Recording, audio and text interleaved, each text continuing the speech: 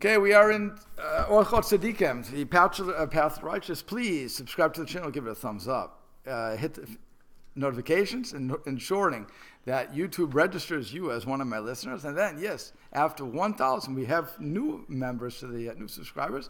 So we're getting them every day, so jump on the bandwagon. Okay, we're on page 32. It says, in regards with all the traits of good and bad, the wise man is able to transform the bad traits to good one. Again, because he is, he's doing tshuva, and the fool, good to bad. So he says, what's going on? The wise man is able to transform the bad traits to good means that he is able to use a seemingly bad trait for a good purpose. For example, using the midah, the trait of haughtiness, to stand up in defense of Hashem and His Torah. So that's I'm using the negative for the positive. And again, the fool goes the other way. That's 49. The person does the opposite. He takes the trait, the midah of that is in essence good, and uses it. It should say incorrectly, but okay, wrongly. Like using the midah of love improperly, as the author says further on, one who has a love for women will gaze at them constantly, eventually leading the person to immorality. So again, I can use my traits either good or bad. If I'm a wise person, I'm going to use them to the positive. If I'm not a wise person, if I'm a fool, I'll use them to the negative. So he says, if a person walks in the darkness and does not reflect upon the perfection of his traits, it is possible that there will exist within him a trait that will negate all of his merits, as in case of someone who is haughty and boastful of his deeds and shows himself off, his sole intent being to aggrandize himself and to rule over other men.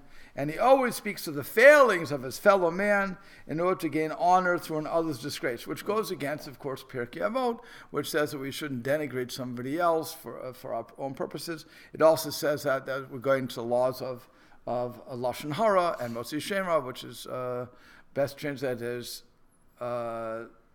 slander or giving a bad name. What I do is, if I want to make myself better, or seem to make myself better, I say, the other guy is such a bum, he doesn't come to work on time. You don't have to know that. Right? You need to know that. You're not hiring him. But if I'm going to use all the negatives, I remember this a long time ago again, from my childhood, when I was scarred. I was scarred as a child by this bully of a man. Okay. And anyway, so he obviously sweat a lot. From the comments, I'm surmising this 50 years later, I guess, whatever it is, and however long it was, 100 years in my mind, because I really don't think about it except for these examples.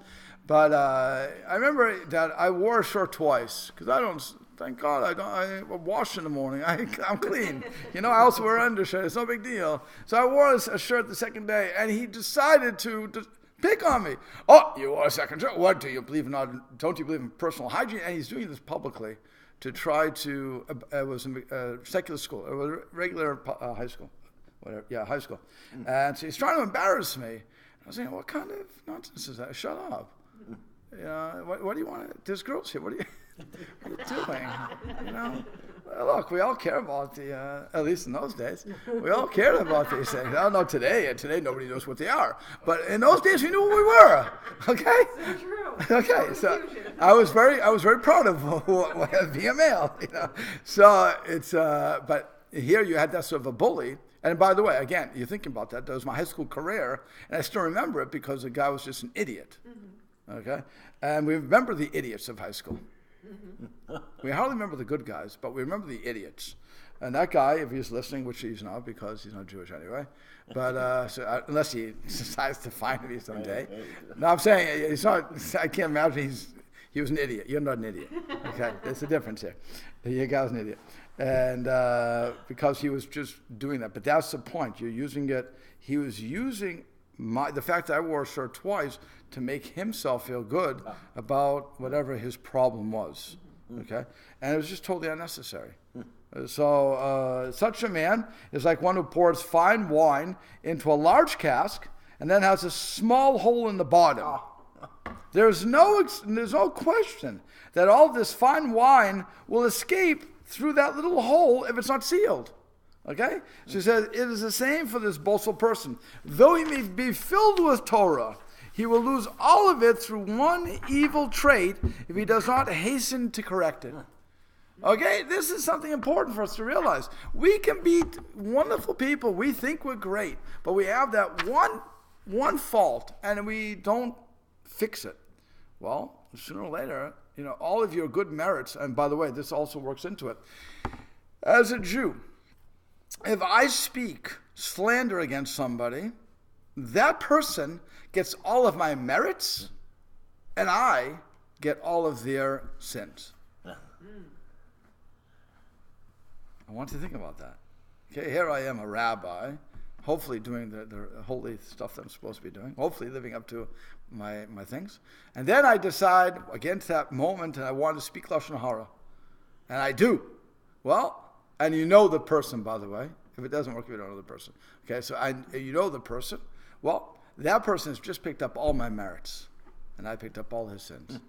So much so that when I go up to the pearly gates, as it were, when I go to the heavenly court, and they're going to read off the list of sins that I did, that I have to do tshuva for. Well, I'm going to be punished for it at that point. So it's no tshuva at that time. So they're going, I'm going to say, whoa. I didn't do that. Oh, you didn't. It's true. You know what? You didn't. He did. Well, what do I have to do with him?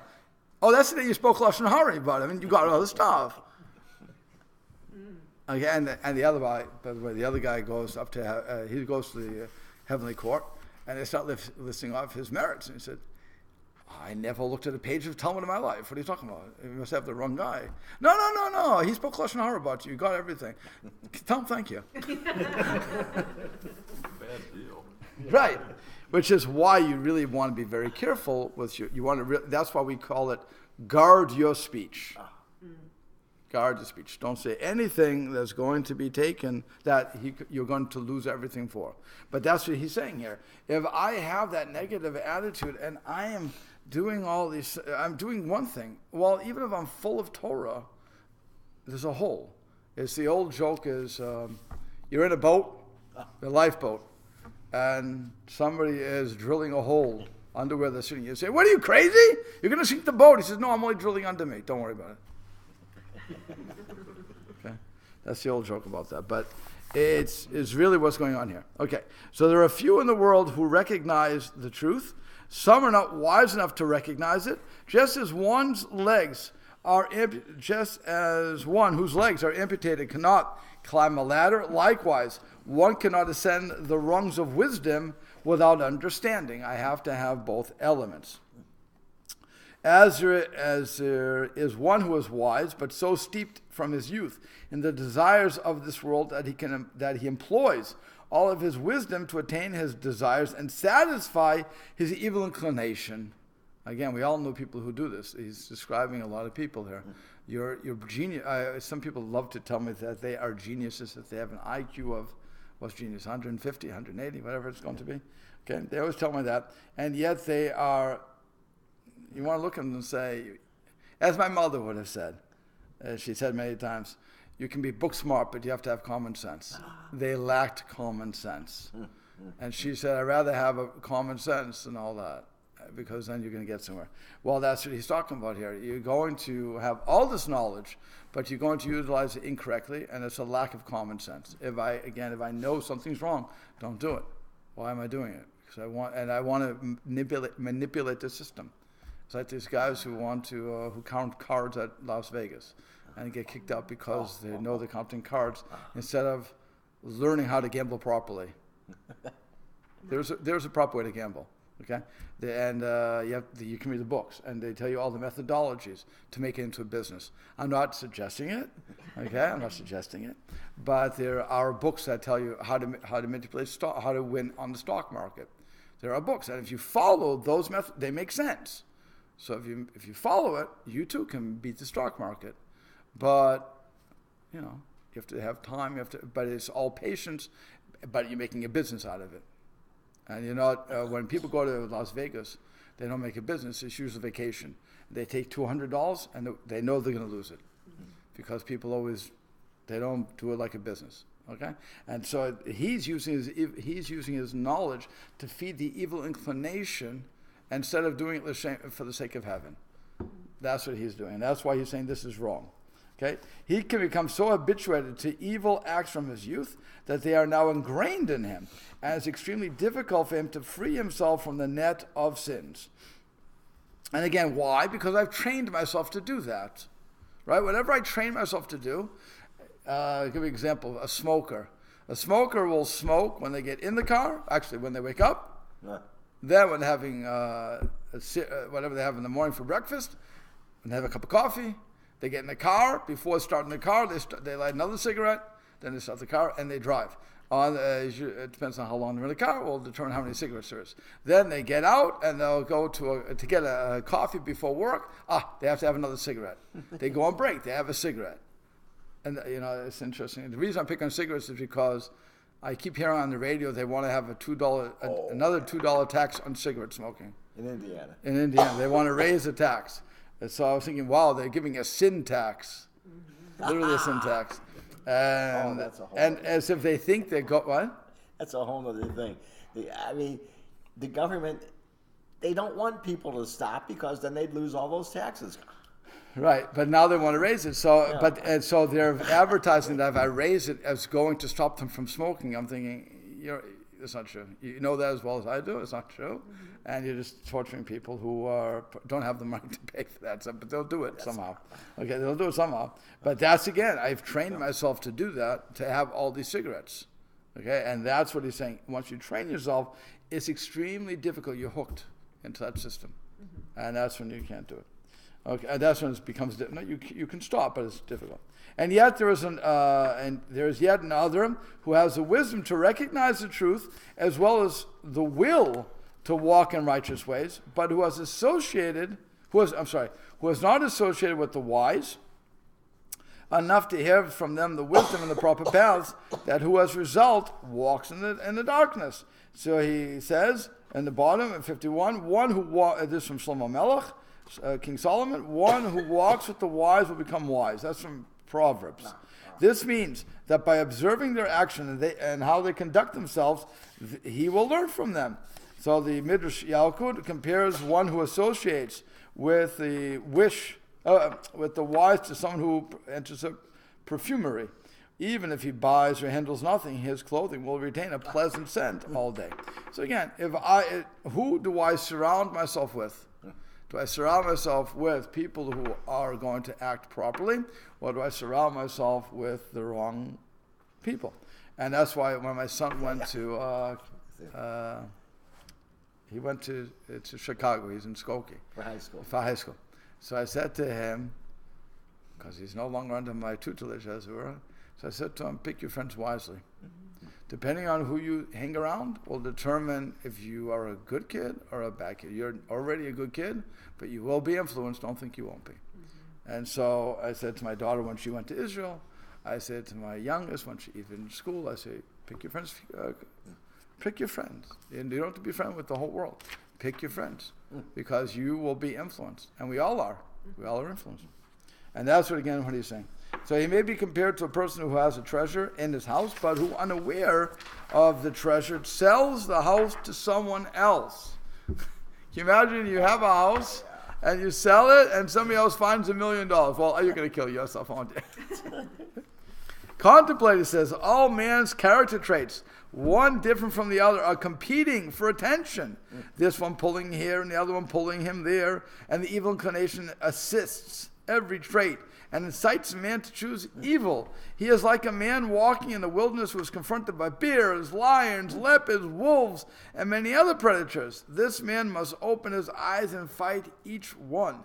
If he closes his eyes for one instant, these beasts will tear him apart. So with man in general, his evil traits such as lust, haughtiness, hatred, anger, and the like are constantly circulating through his heart. And if he ignores them and does not correct them, he will remove the light of truth from his heart, and he will grope in the darkness. In this regard is written, I have set Hashem constantly before me. When a man is born, he is weaker in body and mind than other creatures. Why? For on the day that they are born, all other creatures walk, eat, and fend for themselves. But after a man is born, great toil is required to raise him. And just as he needs much improvement for his body, so he needs even greater improvement for his soul, to perfect his wisdom and to understand which are the right paths. Because without a guidance of a teacher, man conducts himself as an animal, yet his heart is like a board, ready to write on. That's why we say also in Pirkei Avot that if you teach a young kid something, it's like writing on a fresh board. Blackboard. If I want to teach an adult, it's like writing on how do you say it?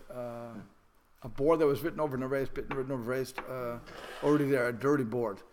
So it's not going to come as clear. That's why the young kids, besides they have better brains, but they're unprejudiced at that point. So you can teach them languages. Kids, if you teach a kid a language young, they know it forever.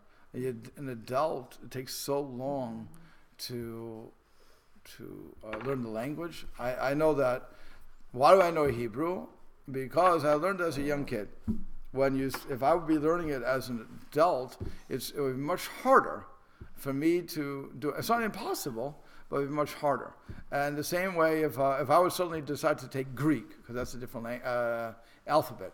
If I would sit with Bill and he would teach me Greek, okay, so my reading of Greek would be like, and he would be tortured, like everybody else. It would be like when I have a beginner's class in Hebrew with people who never saw Hebrew. And for me, it's like, okay, what's your problem? There's an olive, there's a bait, this is how you read it, and you go through it. So, and then, it's hard to read because I have to remember what each symbol is. So the same thing Greek, right? It's all different symbols. And then I have to learn how to read those things, okay, and how to put together. And then you have to remember what the words are. And again, if I'm not speaking it, which is the problem of Hebrew, by the way, in America, we don't speak it. So if you're not going to speak it, now it's just a written language. And on top of that, when you're first taught how to read Hebrew, we just teach you how to read Hebrew. We don't teach you what the word means. When you learned English, you knew what see Dick run, see Jane fall, whatever the thing was. Jack and Joe went up the hill, whatever the things were. Okay, but you know what those words are. Besides, we're speaking them every day, right? So now I just have to see how it's spelled. Now I have to say I don't like how the teachers teach today, because when we were taught, we actually saw the word. It was like C, it was SEE, and I heard the way they teach it now is more phonics. I'm really not into that because then I'm sure it works, but I don't know. I know when I was teaching in Canada, they were teaching like that, and they didn't know how to read syllables. Yeah. Do they teach syllables today or not? Sometimes. I don't know. I teach preschool. I teach ABC. Right. So they didn't, but they didn't teach syllables. So when I'm teaching Hebrew, and I was teaching the kids, so I said, well, here's where the syllable stops. The kid actually asked me, what's the syllable? I was like, you don't know what a syllable is? Okay, fine. So I explained the syllable, and I helped him. So I was teaching him English while I'm teaching him Hebrew. Okay, and I even used French because it was a Canadian province, so they had to do French. And so I said, the same thing. You have arrêt, which means stop. So you would break there, and so on and so forth. The father, who was an English teacher, came to me later on and said, I have to thank you. I said, okay, I accept the thanks.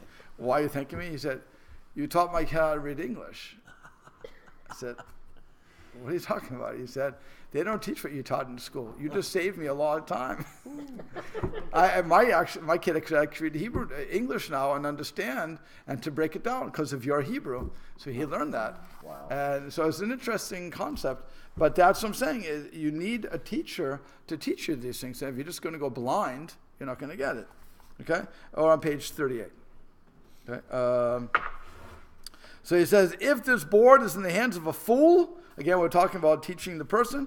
So if the board in his hand, if the board is in the hand of a fool, he will scribble meaningless things on it until it is ruined and no longer of any use. But if it's in the hands of a wise man, he will write upon it a list of his affairs, his needs, his debts, by means of which he will provide for and feed his children, so that he will derive much benefit from the board.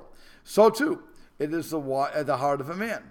The fools draw upon it figures of vanity and falsehood, and write upon it wrongful engravings, and they fill their hearts with thoughts of emptiness. But the wise write on the tablet of their heart the writing of Hashem, which is the foundation of the Torah and the mitzvot, and the wisdoms and the character traits, until their souls shine with the brightness of the firmament. It is to this that Shlomo HaMelech intended when he wrote, tie them to your fingers, write them on the tablet of your heart.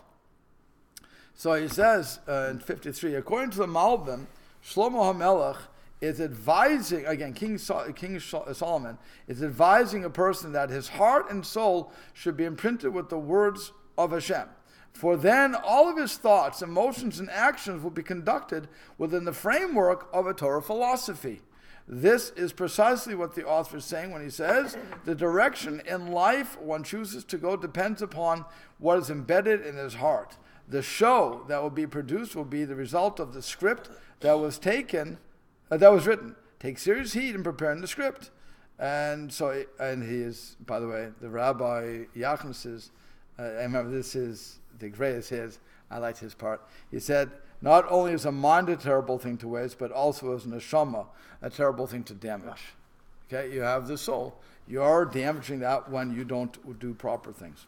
Okay, so he says, Shlomo Melech, back to the main text. Shlomo Melech wrote further, even in his actions may the youth be recognized, whether his acts are pure and upright. This verse refers to evaluating youths, being that their traits are discernible even when they are very young. Some youths manifest the trait of shame. Others, and again, you can identify people. You know, they walk in, they're looking down all the time, they're shameful, they don't like things, okay? They're inclined toward that. Others have arrogance. We know plenty, well, hopefully you don't know plenty of those people, but you have those kids. We're talking about kids, okay, when they're young. So depending on what they are, it's really for the parents to temper that.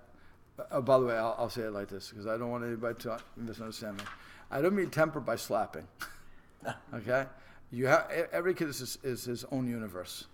And so we have to look at the child, and we have to figure out why the child is acting that way and what we can do to incentivize, as your husband talked about, incentivize good behavior. When we were in homeschooling, so my wife loves the dollar store, and she would go to the dollar store. The prize would be, if you do blank, we'll go to the dollar store together. Oh, that was like a big prize. Either that or Goodwill, and the toy section of Goodwill. You don't have to, and what we learned, by the way, is you don't have to spend a lot of money on incentives. It's the act of doing. And even if it's sitting in Abba's chair, that could be also an incentive, Dad's chair. That could also be an incentive. So it all depends on what your incentive is and what the kid sees as good. But what you're doing is training them out of the negative for the positive. Positive reinforcement is 10 times, 1,000 times better, I'm going to change that, 1,000 times better than negative reinforcement. And we all love to do negative reinforcement. That is our favorite thing to do. Shh, shh, shh. No, give them a lollipop. Now, put some in the mouth and be quiet.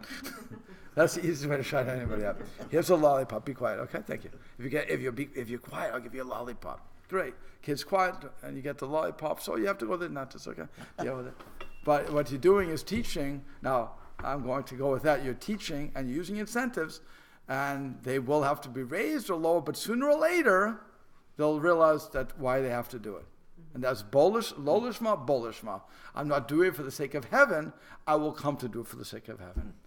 As a story that I was told, that the child was not going to services, but the mother wanted the child to go to services. Religious child, let's understand. Religious, coming from a good family, everything. But look, we have a yitzhara, we have that inclination. We want to sleep late, we want to do this, want to do that, fine. The mother said to the child, it's a brand new bar mitzvah. She said, each time you go to Minyan, each time you go to services, I'm going to pay you $1. Ooh. By the way, to a 13-year-old, $1 in those days was a lot of money.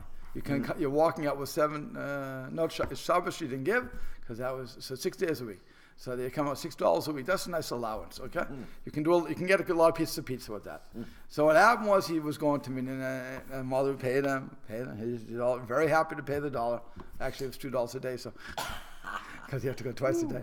So she was happy to do it. It was worth her money. And then what happens is by the third week, the mother gives him. The son says, "Forget it. I know I'm supposed to be doing this. Thank you very much."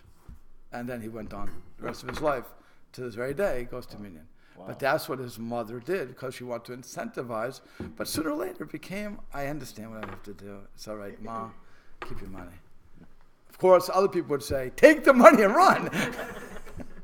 But nonetheless, but that's the point. I can incentivize. But as your husband said, her husband gave a whole speech last Sunday, which we didn't have the recording because it got messed up. But it was so good. It was good. What? It was so good. It just blew up. That's right. So good it blew up the whole thing. But his point was, do incentives work? And the answer is to a short period of time they work, but ultimately it has to come from you. You have to want it, and then it'll go on forever. So like anything. So I'm saying that in this case, positive reinforcement, regardless, is always better. When you say "great job" versus "you couldn't do better." Why were you late? You came. Instead of saying, thank you so much for coming, you say, you were late. What were you late for? Okay? So you want to always do the positive. And until the person, and it's strange enough, in the old days, most of us did negative. Before the 70s, It was very negative. Now the expression is, catch them while they're being good. There you go. Catch them while they're being good. They teach, every teacher that. You didn't know that? No. You did, right? Catch them when they're good. Don't catch them when they're bad. Everybody catching them when they're bad because they're making you a pain in the neck. You're a pain in the neck, so I'm going to catch you. But when you're good. Oh, and by the way, what happens when I'm going on a long thing because I think it's important. What happens when you catch them being good in the classroom, or even you? What? They feel good. They feel good. What else happens? They're like, the teacher's watching me. I can be good. They repeat influences. Yeah. They repeat. There you go. It influences the other because everybody wants attention. Yeah. Positive. Yes. They want attention. Yeah, negative. They want attention. They don't care how they get it. That's true. They want attention. So if they see that, I'm complimenting that person because, by the way, I did that with my kids. I have to admit, I'm a social scientist with my children. Okay, so one of my youngest daughter made her bed, and I walked by the room and I said, "What a beautiful thing! I'm so proud of making your bed. It's beautiful." Next thing I know, the other 2 beds are made. I said, you guys doing a great job. Oh, yeah. It didn't cost me a dime. It costed me recognizing, catching them while they're good, and complimenting them on that. And then everybody else followed suit. And so I would make that point every day. You guys are doing great. Whoa, look at that. Yeah. And then, thank you for cleaning the table. Everybody's suddenly cleaning tables. Okay. So, look, I messed up too because I tried the negative approach a couple of times. Why did you do this? Will you take the garbage out? Well, I get a chance. Okay. That sort of thing. So again, that's what I'm saying. I have found, and it bears out, that a positive much better than negative. It works very fast. Right. All I have to do is like, wow, look at that, so-and-so's ready. They're just sitting there waiting for the and all of a sudden everybody's around. Everybody's there around the circle. Right. Oh, There you wow, go. look at you. Because everybody wants, like I said, all we want is attention. We don't care if it's negative or positive. And that's it. The best thing is when a kid takes a temper tantrum. That's the best. Because if you ignore them, and it stops.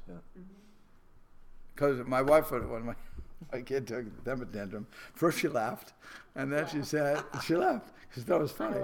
She thought it was funny. Then she said, I can't hear you when you're crying. When you're ready to talk to me, I will listen. And stop. And just left it like that. The child then realized, okay, I'm not getting what I want. Stopped, talked. My wife said, okay, now I'll listen to you. Go ahead. What do you want to say? And that was it. So I think my kids had all of 3 tantrums. Each one had a tantrum. They had to try it. They kicked the floor. And you laugh. I mean, it's really funny when you're seeing them do it. Okay, fine. But I can't hear you when they're doing that. We use that in school. Yeah? Mom can't understand understand you. I'm sorry. I don't hear. I can't understand Right. what you're saying. Right. At Yeah. home, I just laughed. So I think Yeah, I'm sorry. In the 80s, in the business world, the book, The 1 Minute Manager, I think I mentioned that. But I was thinking even way back, Dale Right. Carnegie, How Right. to Win Friends and Influence People. That's what way back then, at least somebody was recognizing that. Correct. Give the compliment if you see, compliment them for doing something. So Correct. it's not a new principle. Right. It's that people No, just it's need very to learn. old principle. It's Yeah. very old. But again, because I believe, this is my understanding of it, because we get frustrated when people are doing negative, and we can't. We're trying to say something, and people interrupting us, we get angry. So if I get angry, then I'm going to yell at that person. Why are you interrupting me? And that's the attention they want. Again, they needed attention. So you gave them the attention. They don't care how they get it. Which is why if you give in to the temper tantrum, it's just going to get worse. It's going to escalate. Yep. Okay, because I'm going to cry. The famous thing is, you're going, I remember this, I forget which rabbi it was, trying to think. It was the guy with the African, the South African accent. What's his name? No, not Tats. This the other one. I forget his name. From Aish. What? I said there's only 2 South Africans. No, who's the other one? Oh, okay. Maybe 2, there may be more. But anyway, he was saying that when you go shopping, right? You're in the shopping, food shopping, and you're going through the cashier. Checkout. What's always there? The aisle of temptation. Oh. The candy. They want to get you. Spontaneous buys, like Right, but he called it. magazines, Yeah, but that you didn't think about, but when you see it, you want it. right, but he called it the aisle of temptation. So he said, "You're with your child," and he said, "What happens?" Your child says, "Daddy, could I please have the Hershey's?" And so the father says, "No." So the child looks at the father and says, "Daddy, you have a choice. You can either do this the easy way or the hard way. The easy way is you just give me the Hershey bar, and we're all happy. The hard way is you say no. I take a temper tantrum. You're trying to quiet me down. The more you do, the worse I get, and ultimately you're going to give it to me anyway. So, the easy way or the hard way, your choice." And the father looks, again, it's a rabbi speaking, so the father looks at the Hershey bar and says, it wasn't a Hershey, but looks at it and says, "I'm sorry, son, it's not kosher." And the son says, "Oh, forget it," because you can only eat kosher. Okay. But the point is, of a temper tantrum is, if I give in one time, I've shown the child I'm going to give in when you embarrass me too much. So I just have to raise the level. That's all I have to do. A little more, and ultimately, who knows, I may break the windows on you. To get that attention I need. Okay, so that's again all that is. Is that again? Well, it's a little bit off the subject, but Go for it. I was just saying that my kids know that the only way I'll take them to the store is if they promise that they will not ask for anything at all. Oh, You want to come? No. No, you cost me too much money. No. okay. So I won't ask for anything at all. Oh, Just let me come. so there you go. But that's the incentive was for that, by the way, to be with you. Right. There's when I remember again, social scientist, when my kid was, I had a little baby, my oldest. I remember she was all of, I don't know, she's probably around that point. So she must have been under 1, probably 9 months old, whatever it was. I can't imagine them 9 months old. Yeah, I can. I see them still. Okay. I see. And what happened was she dropped a fork. Okay, by accident, fine. So I picked the fork up, I put it back in her thing. She said, "This is a fun game." Okay, so she went like this. Yeah, I remember those. Okay, dropped it. And I looked at her, and I said to her, "I'm going to pick it up this one time. If you do that again, I'm going to put you in the other room." This is a 6 to 9 month old. Okay, I'm going to put you in the. I don't think he was older than that. Going to put you in the other room. 6 months is a little young. Yeah. What? She wouldn't be eating. How The fork so? How old? How old do you have to be? It depends what you're eating. I mean, if you're eating like your first food, it could be like 7. No, it's more than first If food. yogurt is 9 months. No. peanut butter is Whatever. 12 Whatever. One and a half. Yeah, 1.5. 1.5. Good, 1/2. Whatever you want to say. Whatever year you want to give. I forget. My kid is. I want to know. I want to know. My kid's a genius. But high IQ. But it's how do I know? She was a baby. That's all I know. Okay. So. So she was what, 16? No, thank God not. Not in the high chair, 16. Okay. So what happened was, you challenged a child. So she went, fine. So I said, oh yeah, fine. I picked her up. I brought her to the other room, put her in the crib, and I walked out. Oh. What? That's a good one. I've done that one too. I walked out, and I shut the door. Oh. Shut the door. I've never done that. Oh, no. No shutting door. I'm a father. That's it. I'm a father. Fathers are not mothers, okay? Crowd control. That's it. Shut the door. The yell went out, Oh, yeah. okay? And my wife said, what are you going to do? I said, wait, we have time. Sit down, don't worry. I counted like to 15 seconds. 1, 1,000, 2, 1,000. Okay? And then I went back, I opened the door, and she stopped crying. I said, are you going to drop it on the floor again? It's okay. If you do, you're back. I picked her up, I put her on. Okay, and she didn't. But then it fell by accident. And we saw it was an accident. And she went like, I said, we saw it was an accident. Don't worry, you're staying here.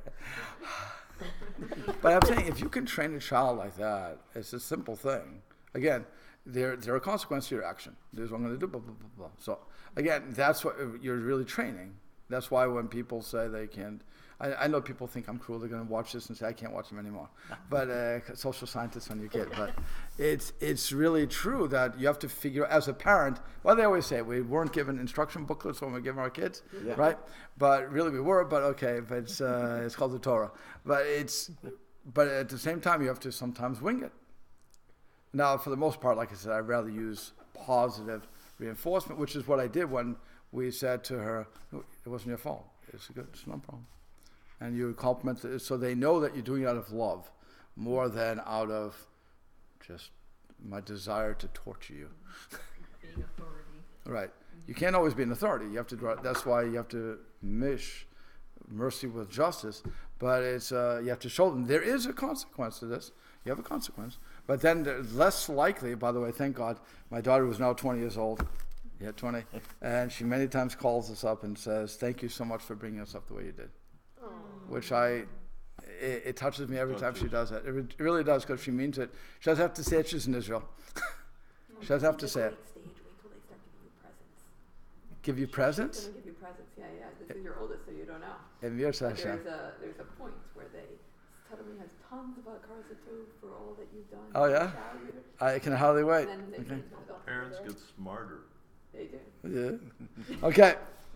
around 20. Yeah. Okay. When the kids Brain cells turn when they're 20 and 15, they start to and you work. gain brain cells when they start to drive because you understand the DMV, and they're just shocked that you know this. I think Uh, also sometimes yeah. it's a little bit multi-purposeful. I don't know how to explain it exactly, but like not always do you like you have to notice when there's an opportunity.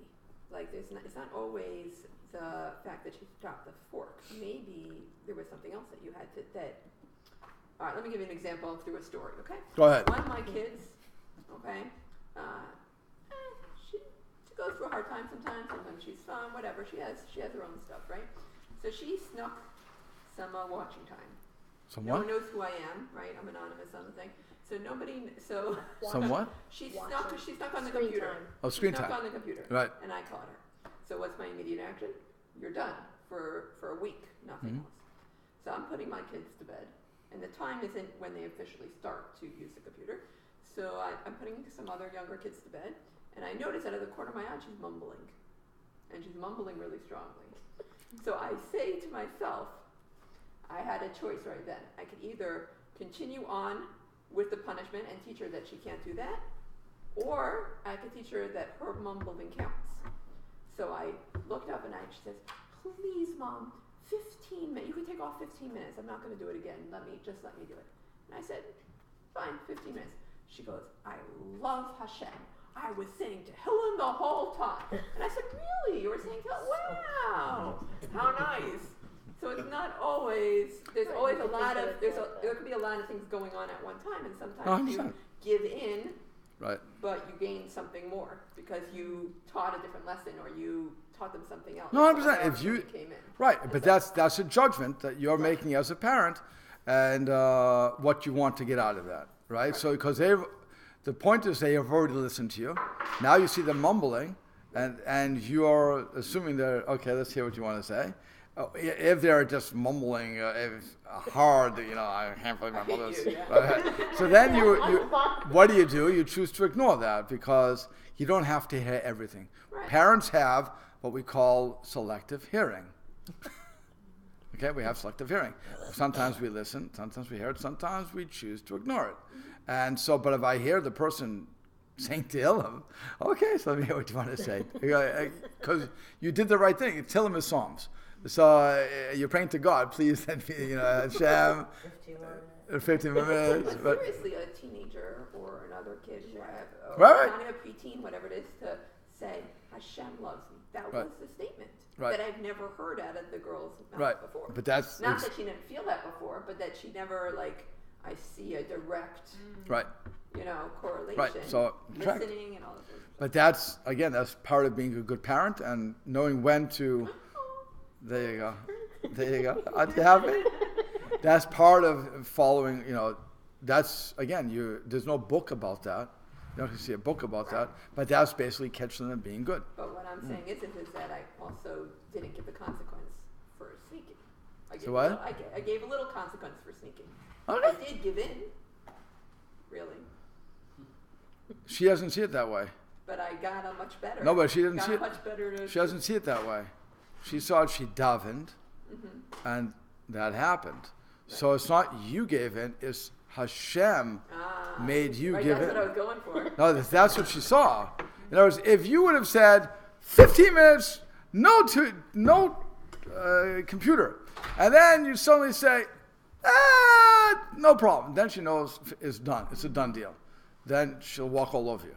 But on the other hand, she suddenly davens to Hashem, and she's saying Tehillim, and then you say, what do you want?